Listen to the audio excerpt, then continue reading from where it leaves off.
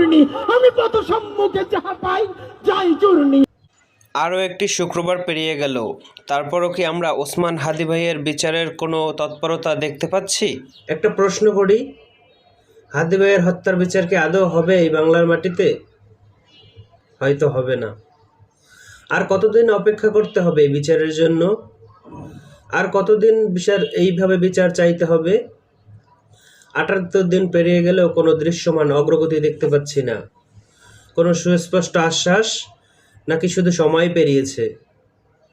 এর আগে আমরা দেখেছি সাগররুনি হত্যার মামলা বছরের পর বছর শুধু পিছিয়ে যাচ্ছে। মানুষের মনে আজও একটা প্রশ্ন রয়ে যায়, আসলে এই দেশে কি স্বাধীনভাবে কোনো বিচার বিভাগ কাজ করতে পারে, নাকি রাজনৈতিক হস্তক্ষেপ থেকেই যায়? একটা স্বাধীন দেশের নাগরিক হিসাবে কি আমরা একটা সুষ্ঠু বিচার পেতে পারি না? একটি সুষ্ঠু বিচার চাইতে পারি না? বিচার কি শুধু কাগজে কলমেই থাকে, নাকি বাস্তবে হয়? আপনাদের কাছে প্রশ্ন, আদৌ কি বাংলার মাটিতে হাদি ভাইয়ের হত্যার বিচার হবে? হয়তো হবে না। আপনাদের কাছে প্রশ্ন রাখতে চাই, হাদি ভাইয়ের হত্যার বিচার কি হবে বাংলার মাটিতে? আপনাদের কি মনে হয়?